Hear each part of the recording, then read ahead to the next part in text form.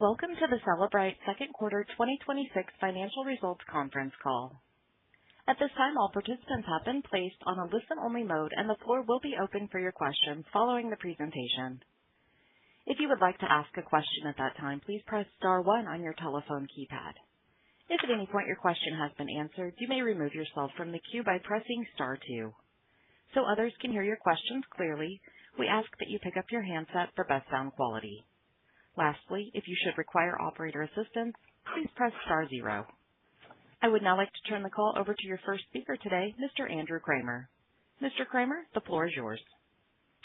Thank you very much, operator, and good morning, everybody. Welcome to Cellebrite's second quarter 2026 financial results call. I'm joined this morning by our primary speakers, Adam Clammer, Cellebrite's chairman of the board, Shiv Ramji, Cellebrite's new CEO, and David Barter, Cellebrite's CFO. Shiv, Dave, and Marcus Jewell, our CRO, will participate on our Q&A session. This call is being recorded, and a replay of the recording will be made available on our website shortly after the call, along with a copy of the transcript. Please note that today's press release and financial statements, including GAAP to non-GAAP reconciliations, are available on the investor relations website at investors.cellebrite.com. In addition to the press release, we posted a separate investor presentation that provides an overview of the business and our recent financial performance.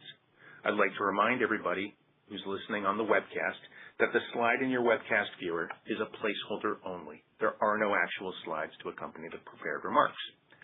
We also published our historical financial information and supplemental data for the first 2 quarters of 2026, each quarter of 2025, along with the full year 2024 and 2023 on our investor relations website. Additionally, unless stated otherwise, our discussion of our second quarter 2026 financial metrics, as well as the financial metrics provided in our outlook, will be done on a non-GAAP basis only, and all historical comparisons are with the comparable periods of 2025. I'd like to remind you that today's discussion will contain forward-looking statements, including, but not limited to, the company's business operations and financial performance. All forward-looking statements are subject to risks and uncertainties and other factors that could cause matters expressed or implied by those forward-looking statements not to occur. Actual results could also differ materially from historical results and or from forecasts. Some of these forward-looking statements are discussed under the heading Risk Factors and elsewhere in the company's annual report on Form 20-F filed with the SEC on March 3rd, 2026. The company does not undertake to update any forward-looking statements to reflect future events or circumstances. And with all that being said, I'd now like to turn the call over to Adam Clammer. Thank you, Andy, and good morning, everyone. As you saw in this morning's release, our board has appointed Shiv Ramji as Chief Executive Officer effective today. Before I go further, I want to take a moment on behalf of the entire board to thank Tom Hogan. Tom joined Cellebrite 3 years ago as Executive Chairman, and we're incredibly appreciative of his impact. Since taking the reins as CEO last year, we further accelerated our platform strategy, expanded into new markets and adjacencies through both organic development and acquisition, and built a stronger foundation that positions this company well for the next chapter. We're very grateful for everything he's contributed and pleased that he'll continue to support Shiv and the board as an advisor. I know many of you will ask, why Shiv and why now? And this is something the board has thought about carefully over time. Even after Tom became CEO, the board recognized that his tenure would likely be limited, and Tom candidly acknowledged that himself. A key priority has been to make sure the right talent was in place around him to carry this company forward, and Tom played an integral role in recruiting much of the current leadership team. When we brought Shiv on board, it was with the clear understanding that he was, for all intents and purposes, positioned to be Tom's successor. Shiv ramped much faster than we initially expected. The pace at which we need to build and compete is accelerating. And we believe that's best driven by a product-centric leader who's rooted in architecting scalable, cloud-native platforms that can maximize the impact of AI, which is continuing to rapidly scale. We are seeing tangible signs that this represents an enormous opportunity for Cellebrite, and the team was emphatic on the last quarter's call about that. Given this backdrop, we felt it was important to make the change now. Looking ahead, my optimism about Cellebrite's future has not wavered. We have a large and growing healthy market, trusted relationships with virtually every major public sector agency in the democratized world, a differentiated platform, and a world-class team that is squarely focused on turning our domain expertise in technology into durable, profitable growth. And although this year will be choppier than we would otherwise have anticipated, the platform strategy is working.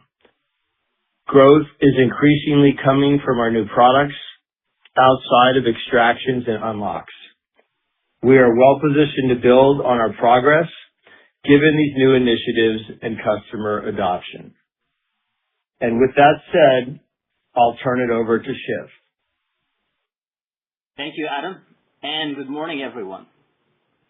Echoing Adam's comments, Tom's partnership over the past several months has meant a great deal to me, and I'm grateful for the foundation he's helped build. Cellebrite continues to make a real consequential impact on public safety around the world, and I see a genuine opportunity to build on that. Because regardless of customer segment, the fundamental challenge is the same. How do you compress the investigative life cycle and rapidly obtain trusted insights and actionable intelligence? Given our core competencies in digital forensics and our intimacy with customers' workflows and our accelerating investments in on-premise capabilities, edge, cloud, and AI, Cellebrite is uniquely positioned to turn digital data from any device, any source, or environment into actionable, court-approved, and mission-ready intelligence. All of us here are committed to the hard work and disciplined execution required to enhance our platform and expand our business around the globe. I am excited about the opportunity ahead, but today I want to start with where we are. We did not deliver the ARR and revenue performance we expected in the second quarter. On our last call, we expected a meaningful acceleration in Q2. That acceleration did not materialize at the level we anticipated, and we own that. The immediate shortfall was concentrated in a limited number of large transactions that we expected to close in the quarter, but ultimately moved beyond our anticipated timelines.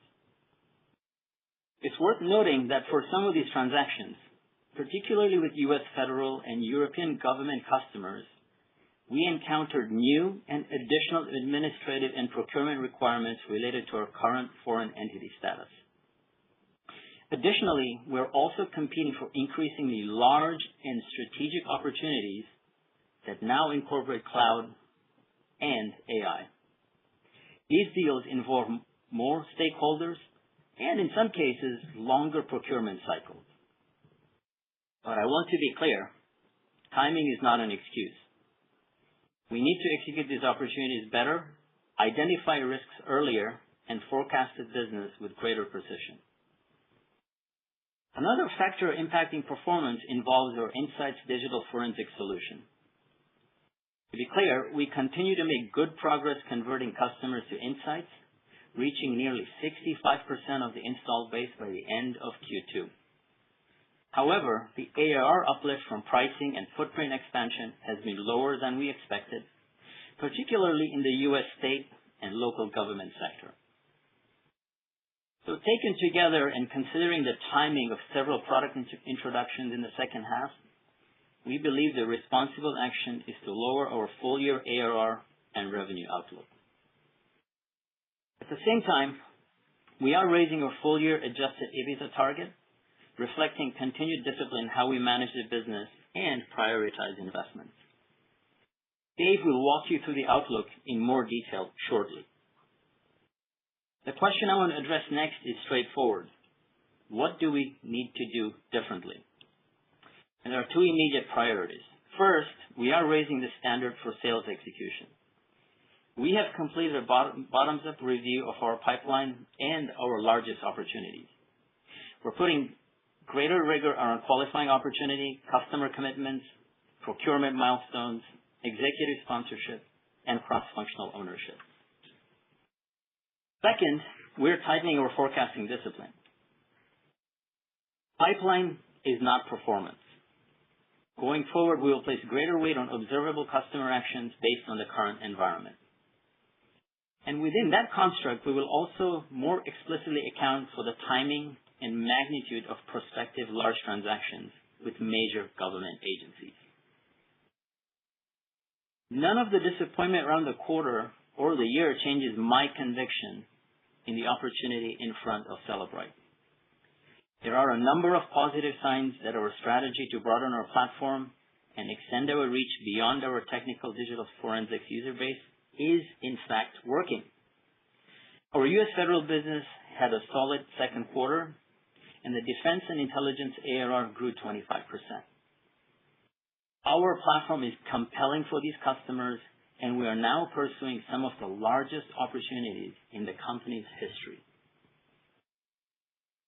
Our newer offerings are also increasingly contributing to our ARR growth. We saw important adoption of new solutions like Guardian Investigate, Advanced Unlocks, and Drone Forensics in Q2, all of which occurred in their first full quarter of availability.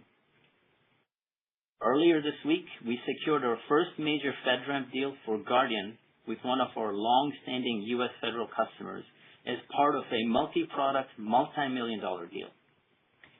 This customer placed an initial seven-figure order for Guardian alone that is nearly 35 times higher than the average annual spend of roughly $50,000 by a SLG agency on Guardian. Genesis, which launched on June 10, generated more than half a dozen customer wins before the end of the second quarter, and that progress has continued into the third quarter. We are pleased to see local police departments, major metropolitan agencies, district attorneys, and correctional organizations among the early adopters. Just as important, trials have continued to expand into Q3, and we're extending availability beyond the U.S. into the UK, Australia, and Europe.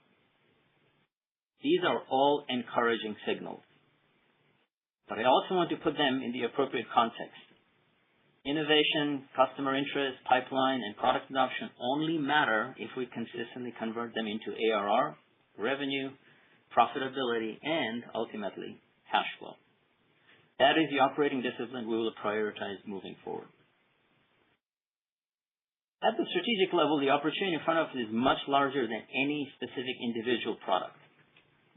Every customer we serve is trying to solve essentially the same problem: compress the investigative lifecycle and move from digital evidence to trusted, actionable intelligence faster.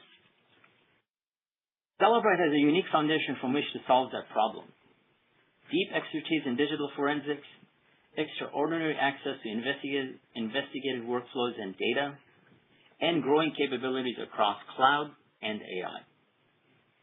Our ambition is to connect those capabilities into a broader investigative intelligence platform that can securely turn digital data from devices, cloud sources, and other environments into trusted insights customers can act on. And AI will be an important part of that. We are building a shared Cellebrite AI layer designed specifically for digital investigations, combining forensic context, models, and agents with evidence-grade controls around provenance, verification, auditability, and human oversight. The outcome we care about is not AI for its own sake. The payoff is measured in time. Quicker time to evidence, accelerated time to insight, and ultimately, faster time to action and justice. In the second half, our priorities include enhancing and expanding Genesis. This includes bringing this capability into high security and on-premise environments, and we have already secured an agreement with an anchor customer for an air-gapped offering. We also plan to extend Corellium into additional law enforcement and enterprise vertical use cases and continue advancing our drone forensics capabilities. We will invest aggressively where we see the potential for durable growth, but we will do so with discipline. I'll close with a couple of personal comments and observations.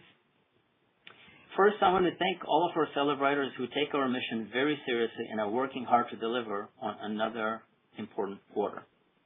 Your energy and efforts are truly appreciated by the leadership team, our customers, and our shareholders. In terms of our product and technology organization, Iftach Smith, a seasoned Cellebrite product and engineering executive, will assume leadership on an interim basis until we complete our search for a new leader. Throughout my career, I've been fortunate to build successful technology platforms for businesses that created access, opportunity, and better outcomes for people. What drew me to Cellebrite is that the impact here is unusually tangible. Inside every device and within every piece of digital evidence is a human story. A family waiting for answers, a victim seeking justice, an investigator trying to stop the next crime, and a nation working to protect its citizens. For the better part of 20 years, Cellebrite has earned the trust of its customers when the stakes are the highest and involve some of their most consequential missions. That trust is something I take very seriously. This was not the quarter we expected, and we have work to do. As CEO, I accept that responsibility. My commitment to our shareholders is straightforward. We will confront issues early, communicate clearly, allocate resources with discipline, and continue earning your confidence by setting realistic yet ambitious goals and achieving them through relentless, consistent execution and results. I am confident in the opportunity ahead, and I'm energized by the work required to realize it. With that, I will turn it over to Dave, our CFO. Thank you, Shiv. Q2 represented a quarter with some puts and takes. ARR increased 21% to $508 million, but we missed the bottom end of our guidance range. We are committed to executing better, and I believe we will. As I look beyond the execution, it's important to keep in mind that business model transitions are nonlinear. We have made great strides converting our customers to insights. Equally, we are making great strides with regard to cloud and AI. Our business will become stronger and more durable as customers adopt more solutions across our platform. We are also encouraged that our growth products contributed 25% of the $15 million of sequential ARR increase versus 18% last quarter. Drilling down, our investment in new products continues to reinforce the value of our platform strategy. This was the first full quarter of availability of our advanced unlocks and Guardian Investigate solutions. Each contributed meaningful levels of net new ARR and opened up higher levels of spending. For example, given the volume of evidence stored on Guardian Investigate combined with its AI capabilities, it's a product that commands increased price versus Guardian Forensics. Another highlight was Genesis, which we launched late in the quarter. The early signs of product market fit are strong. We secured about $400,000 in ARR in the final weeks of June. This product was launched as a consumption product, which provides customers with the flexibility to use as many tokens as they need to compress the investigative lifecycle. The initial deals indicate this product will be accretive to our gross profit and P&L. Let's take a look at ARR by geography. The Americas represented 53% of total ARR, EMEA represented 34%, and APAC represented 13%. In terms of growth rates, the Americas grew 19%, EMEA grew 23%, and APAC was a standout performer with 29% growth. Looking a bit closer into the Americas, growth in U.S. federal accelerated into the mid-teens after being flat at the end of 2025. As Shiv noted, the changing dynamic with Insights where customers continue to adopt, but we are not capturing as much price and expansion at the time of conversion was most evident in our U.S. state and local government sales group. Last year, this group delivered growth in the mid-20% range. The growth is now just below 20%. Fortunately, we are starting to see the benefits of new product introductions. Without those new offerings, state and local government growth would have been in the mid-teens. Turning to revenue, we reported $131 million, up 16% year over year. Subscription revenue was $119.5 million, also up 16% and represented 91% of our total revenue. Our Q2 gross profit increased 16% to $112 million, which represents a gross margin of 86%. Second quarter adjusted EBITDA was $31.8 million, a 24% margin. Our profitability continues to be impacted by a challenging FX environment. Headcount was 1,287 employees at the end of June, which is basically flat with the end of fiscal 2025. We reported second quarter operating income of $29.8 million and net income of $29.7 million, or 11 cents on a fully diluted basis. Looking at the balance sheet, we ended the second quarter with $546 million in cash equivalents, and investments. For the trailing 12 months, free cash flow was $144.2 million, or a 28% margin. Our free cash flow performance reflects the impact of deal structures as well as collections that came in late during the first week of July. As a reminder, our free cash flow last year benefited from a one-time tax refund of approximately $9 million. Overall, we feel good about the underlying free cash flow dynamics and anticipate a stronger overall trend line in the second half of the calendar year. Let's turn to our outlook. We've lowered our full year 2026 ARR guidance range to $550 to $560 million, a reduction of $15 million at the midpoint. The change to our second half now assumes net new ARR for the second half of the year that is essentially in line with fiscal 2025. There are several primary factors for this change.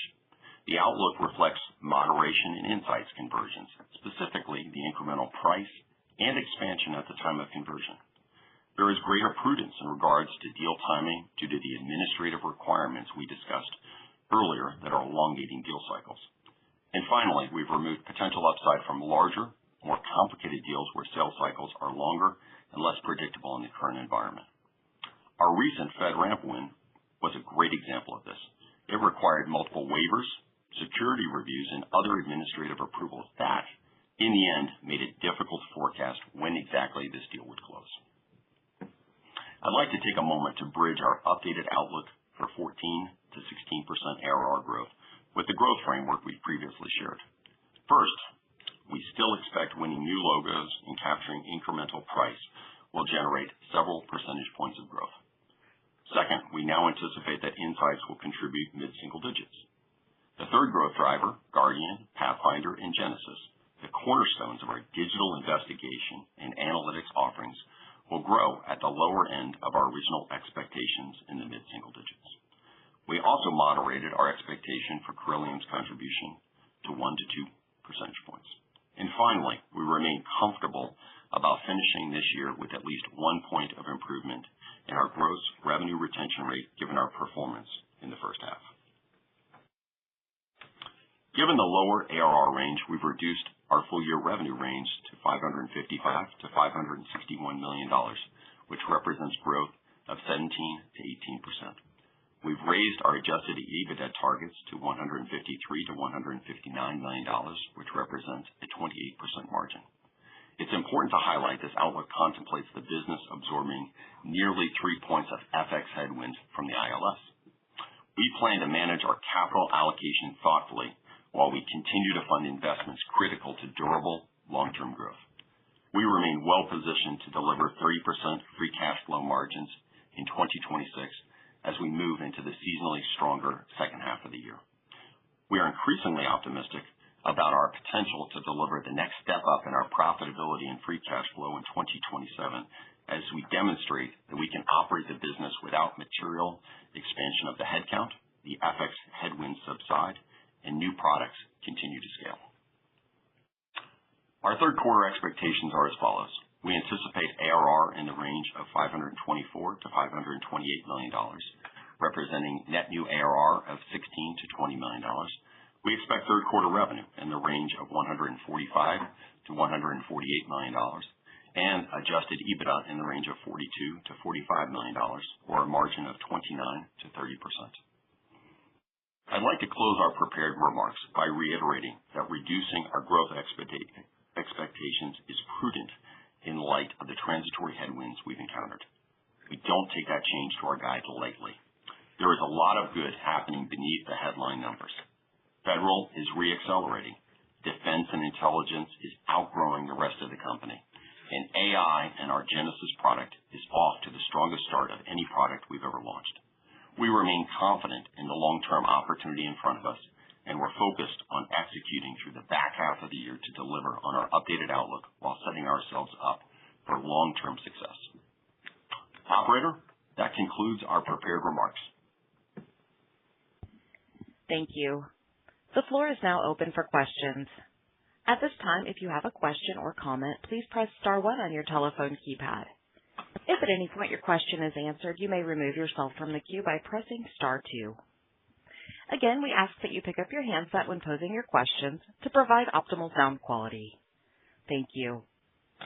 Our first question today comes from Shaul Eyal with TD Cowen. Your line is now open. Thank you. Good morning, everybody. Shiv or David, listening to the call, I wanted to ask what gives you the confidence about the growth potential of the business? And I have a follow-up.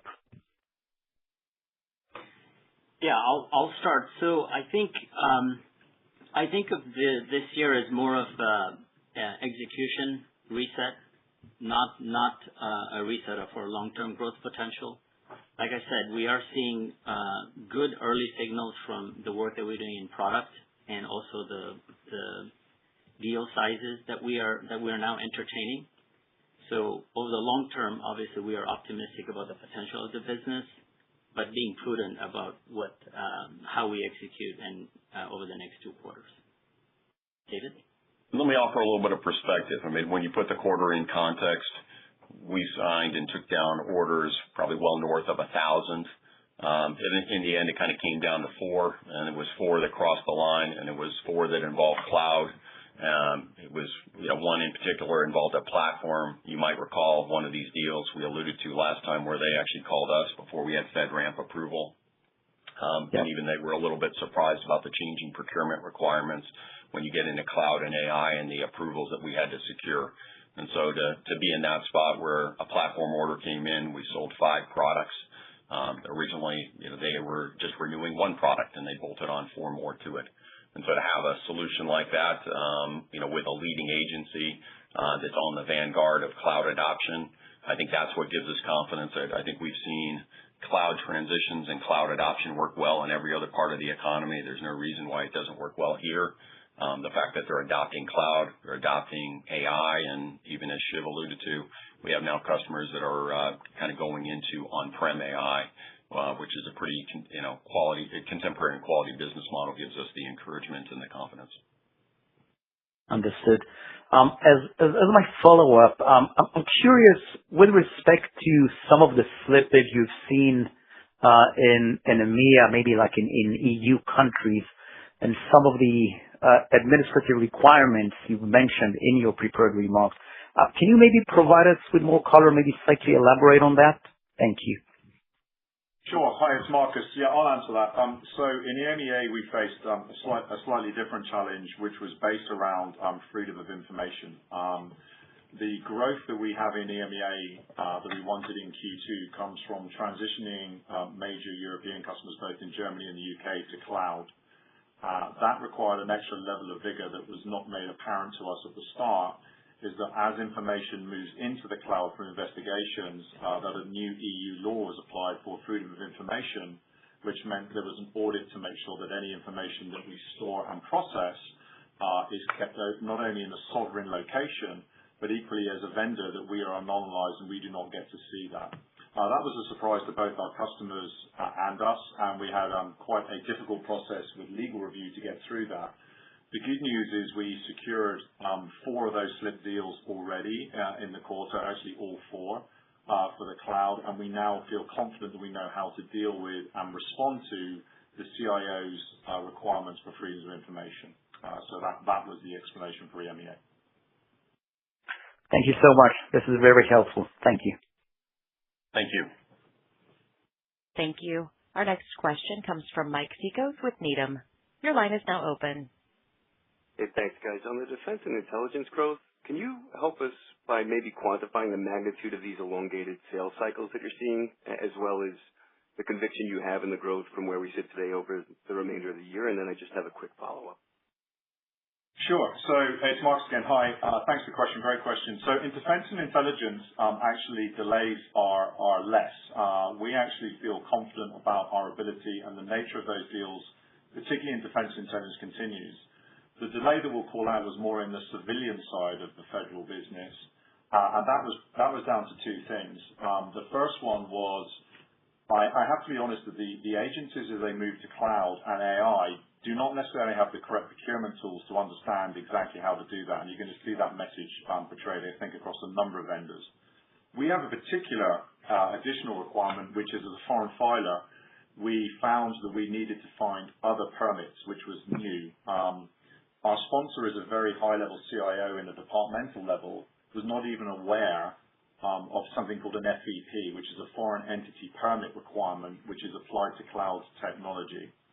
Since learning that and learning that process, which created a 4 to 5 week delay, we've managed to secure a master FEP, which means that at a departmental level now, we'll be much more expedited in the processing of our orders.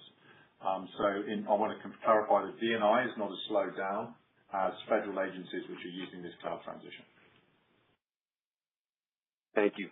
Thank you, Marcus. And maybe a question here for Adam. I just prefer to ask you, if I rewind the clock a year ago, it's when we were saying that Tom was going to be named the CEO. He was the preferred choice. But we're now appointing Shiv here effective immediately, which is part of this planned transition you guys are citing. But admittedly, at least from the external side, we didn't have insight to that. So first, can you walk us through like that planned transition? And then secondly, how is the team internally handling that level of change management, if I'm thinking about retaining personnel and just the turnover we're seeing in the CEO seat? Thank you. Hey, Mike, it's Andy. I'll preface that the Q&A was pretty explicit that Shiv, Dave, and Marcus would lead the Q&A. I don't even know that Adam's connected at this point in time. So I understand, we understand the question, and we'll endeavor to connect you. But, I'll just ask Shiv to provide a little bit of color and perspective there. Yeah. So as Adam had mentioned, this was a planned transition, and both Tom and I have been working on this. And we just accelerated the transition given the opportunity we see with the products and the markets we're operating under. So it just got pushed up much earlier than initially. And I'd like to add. And Adam is here, and I'm happy to just echo what Shiv said. This was something that when Tom went in as CEO, which we were excited about, and he was excited about, he and we in the board understood that we would start looking for a product-centric CEO, and it might take some time to find that person, and it might take some time to ramp that person so they could assume this position. It happened sooner than we all expected, and it really happened with the full support of the entire management team. So we're delighted that all of the direct reports are excited and supportive about Shiv going forward. Great. Thank you. Thank you. We'll take our next question from Rudy Kessinger with D.A. Davidson. Your line is now open. Hey guys. Thanks for taking my questions. It sounds like in the quarter there was a number of maybe procurement and permitting and just things of that nature that caught you by surprise. As you look ahead, I guess, have you done a thorough review, I guess, across regions and agencies and governments, et cetera, to ensure that there aren't more surprises potentially, that you'll uncover in future quarters? And just any color on, why in hindsight you guys didn't have your arms wrapped around all of these procurement requirements, going into the quarter? Sure. Great question. This is Marcus again. Look, you don't want to be a CRO in a public company with a miss. So the first thing, we own that. And of course, if I had known these things up front, myself and my team, which I believe is an excellent team, would have dealt with them. I would say we were in an unprecedented situation as we transition to cloud and AI, where we're having unforeseen things thrown at us. Why we feel confident going forward is we have taken a different approach to the rubric that was faced to us and made sure we've applied that logic to our deals going forward and been incredibly rigorous in making sure that the procurement process and understanding the full entity of the procurement process is now completely understood at not only a U.S. government but also an EMEA and APAC level. We believe with the highest level and working with some of our lobbyists that we now fully understand the mapping of how USG and EMEA is going to apply to us as a foreign filer. And we are now confident that we won't repeat the same issues going forward. And we now have precedent, which is the best thing, that we can show evidence to other agencies and other buying entities of how we've been able to transact and met all the requirements that are thrown at us. So what I'm saying is I think we've learned our lesson, but we're also being prudent in our outlook to take in consideration that there could be delays.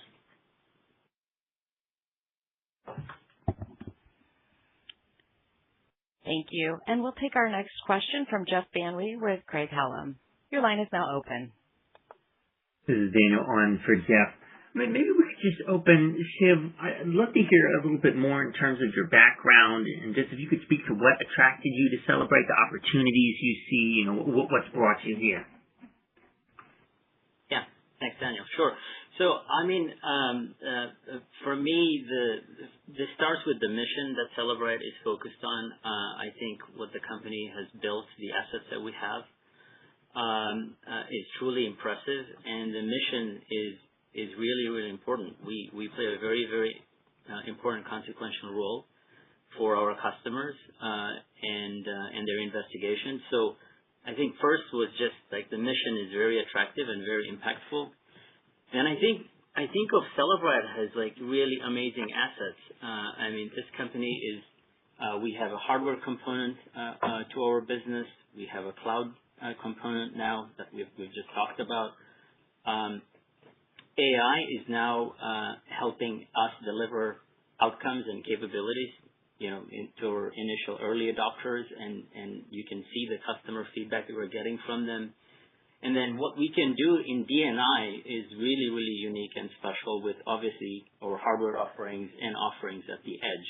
So for me, it was just really exciting to see that we have this amazing technology and assets. And if we can weave all of those together to essentially build an autonomous investigative platform that, we can continue to grow this company at a pretty significant pace. So I firmly believe in the long-term growth and opportunity, and we're making steady progress towards those.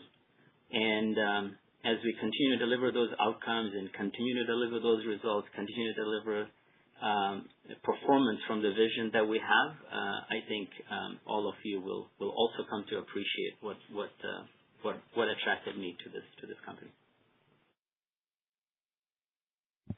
Thank you. And our next question will come from Brian Essex with JP Morgan. Your line is now open. Great. Thank you. Good morning, and thank you for taking the question. I have two. One is I'd love to know a little bit more about the challenges that you saw with insights conversions and the pricing coming in lower. What percentage of the business does that account for? And if you could just help me understand how those transactions materialized during the quarter. And then the second would be, it seems like things are falling nicely in place for the federal business. You guys acquired, Cellebrite Federal a while ago. You got FedRAMP certification. It seems as though the people and the processes are in place for what should be, I think, a pretty good federal quarter. Dave, I'd just let you know what are your assumptions for business and contribution in 3Q, and what can we expect near term for the federal business? And that's it for me. Thanks. Thanks, Brian. Great questions. As you're a pro and you're an expert on the business. So, we're driving right now, and I think we've kind of indicated that overall between extractions and unlock by the end of the year, that would be about 81% of total ARR. And I think, as you probably recall, in any given quarter when we run the insights, we get a pricing uplift. That can be $1 to $2 million of incremental ARR, maybe even in some courses, a splash more or a splash less. And so what we're really seeing, Brian, as people progress through, is ultimately we got less of that price increase, and then ultimately we were just buying in terms of quantity. At the time of migration, which the migration or conversion were about, from a magnitude perspective, almost exactly where we were last year. We were just capturing ultimately a little bit less. And so that really just started to weigh on our view. And I guess I looked at it through the lens of almost every business model transition or migration, where at a certain point in time, just the expansion rates start to shift, and we certainly started to see that shift. So that's kind of really what unfolded there, if that's helpful. Brian, do you want me to double click a little bit more? Is that helpful context? If not, I'll kind of. No, super helpful. I appreciate it. Yeah. And by the way, one of the other dimensions maybe that's worthwhile is just overall, we did see gross revenue retention continue to climb in the first half. Actually, on insights, it was up several points. And so I'd say I feel really good about those who have converted and the stickiness of those relationships. I'd say on the federal side, as Marcus and I have looked at the business, I think one of the areas that we did was actually spend more time handicapping, and I'll use that recent FedRAMP win as an example, where it ended up being a nice step up in terms of net new ARR. But I think we've really handicapped, I'd say, some of the larger transactions, knowing the time frame. And so I'd say we kind of looked at, this is why I expanded the range as we thought about the outlook, to be able to say, fundamentally, we're going to start to contemplate a smaller contribution from any given deal, knowing that these have the ability to be larger cloud and AI deals. And so we just wanted to be a little bit more humble. And so I think when you look at it, and this is why we kind of looked at things through the lens of last year, with net new ARR being roughly flat year over year, is that we're kind of counting on the contributions being roughly about the same. A little bit more probably in the D&I world than we saw in the SLG world, given some of the dynamics that we described, but in aggregate, about flat with what we saw last year. And we think that's a prudent way to look at the business, particularly when we handicap transactions.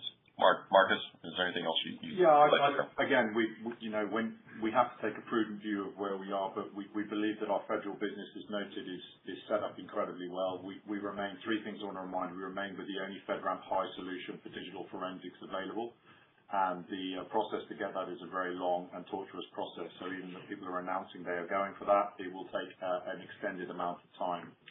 The second thing is, as you probably know, if you follow the public record markets, the grants are starting to flow. There is the OBB, also known as the Biden money, which affects both state and local and federal.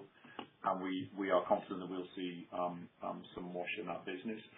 And we also have submitted and actually been shortlisted for our first ever 9-figure program, and that is in the public market as well. So the leadership team there under Phil and Alan are exceptional, and I feel that they will deliver very good results for us going forward. Thank you. Our next question comes from Bhavin Shah with Deutsche Bank. Your line is now open. Great. Thanks for taking my questions. David, I just wanted to double click on Brian's question there, just in terms of the uplift you're seeing on the insights migration. Like, why is it coming in lower than what you might have seen a year ago? Is it just like the most needy customers maybe were migrating earlier, and now we're at a point where, hey, it's people that might not need as much of the platform? Is it something competitively that might be changing? Are they using less unlocks? Just wanted to really understand and appreciate kind of what's happening with this customer cohort, and how do you ensure this doesn't happen to the remaining 37% of customers as we kind of go down this path? Totally. It's a great question. I think you're certainly seeing with this cohort, you're seeing a little bit more of a conservative posture in terms of how they approached it. And so I think fundamentally there's a couple of dynamics. One, you're getting to the maturity of the cohorts. And so some of these customers have been buying some of the legacy products over time. And so if you go back in time, the legacy premium or the legacy UFED, and so some of them are just, quite frankly, better deployed. And so that's kind of one dimension that's certainly going on. I think there's another dimension where certainly as we see the adoption of more products, whether it be the adoption of Guardian or, as we saw Genesis starting to go into the base, we are seeing people that have the ability to choose more to buy. So there's a few different dynamics that are playing. Again, I'll kind of reinforce GRR is up. GRR for Insights is up several points. And so I think we are, when you're starting to climb towards mid-90s on a product level, particularly when people are buying on an annual basis, I think we feel like we have very positive momentum there. Thank you. We'll take our next question from Eric Martinuzzi with Lake Street. Your line is now open. Yeah, I wanted to dive in on the initial deals that you had with Genesis. If you could walk us through the types of customers, these obviously the early adopters representing that $400,000 worth of ARR that you did book in Q2. Who are those? Is there anything you can kind of categorize those early adopters into? Because I imagine for a lot of your customers, there's an annual budgeting process, and if it wasn't in there at the start of the year, it's going to be hard to sign up for it now. Great question. So I'll take this one. So it's a broad church. So the good news that we're seeing there is we have secured business international level policing. We have secure business at a state level AG. We have actually secured business in the enterprise. And so what we're seeing is a very broad church, and the momentum of conversion is accelerating, and the number of trials is accelerating to a great level. We don't see any common use case which is dominating at the minute. We're actually seeing it because the very nature of an open-ended model with LLM integration allows us to cover pretty much all the markets. So as this develops, we will clearly inform you of any patterns we see forming, but at the moment we see it spreading across all of the markets that we exist in. And Eric, I might offer just in terms of how you think about the business. We have had some customers go from the pilot, and they might start off with, I think the smallest order might be 6,000 or 10,000, and then we've had some customers up towards 200,000. And so now that the business is, as I shared, it wrapped up at about 400,000, and now it's pushing $1 million of ARR. We're starting to see some maturation around how people are adopting, particularly as they've been using the free trial, consuming at pretty heavy levels. And as they open up budget and create opportunity, they're biting in some interesting quantities. So again, I think it's overall it was nice to see how it monetized over the course of a couple weeks, and 5 or 6 weeks since we closed the quarter, the monetization has continued. And again, we see good activity both in the free trial but also at the paid level. I think it's worth adding as our leading consumption product, it gives us the chance to upgrade in cycle extensively. So whereas in state and local and federal, you're normally stuck to your 1 year or your 3 year bid value. Here, what we're seeing, the ability to actually do product-led growth as well and upgrade within cycles. So the monetization is much more dynamic than products we've had previously. Thank you. And we'll go next to Jonathan Ho with William Blair. Your line is now open. Hi, good morning. Can you quantify the size of the pipeline deals lost, and how much has maybe subsequently closed already? And also, I guess one thing I wanted to better understand is, how to quantify how much these complicated deals have actually elongated the sales cycle. Like, are we talking about multiple quarters here? Just want to understand sort of the dynamics there. Thank you. I can give you 3 very good answers here, I think. So the first thing is, the easy one is no deals are lost. We didn't lose any business throughout this process. Of the business which slipped, as we sit here today, $4 million of that has now closed and booked, which has obviously made our Q2 very different. The elongation is approximately 6 weeks to the sales cycle is what we've seen. So hopefully that's 3 quite succinct answers for you there, William. Thank you. And once again, if you do have a question, you may press star and 1 on your telephone keypad at this time.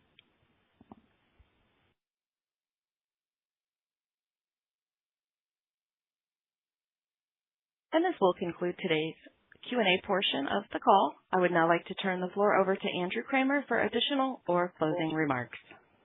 Great. Thank you very much. I'd like to thank everybody for joining on today's call. We look forward to speaking with you in the weeks that follow. We will be at a couple of investor conferences over the next couple of months. Look forward to seeing you there as well. Thank you very much, and until we speak again, have a good day. Thank you. This concludes today's Cellebrite second quarter 2026 financial results conference call. Please disconnect your line at this time and have a wonderful day.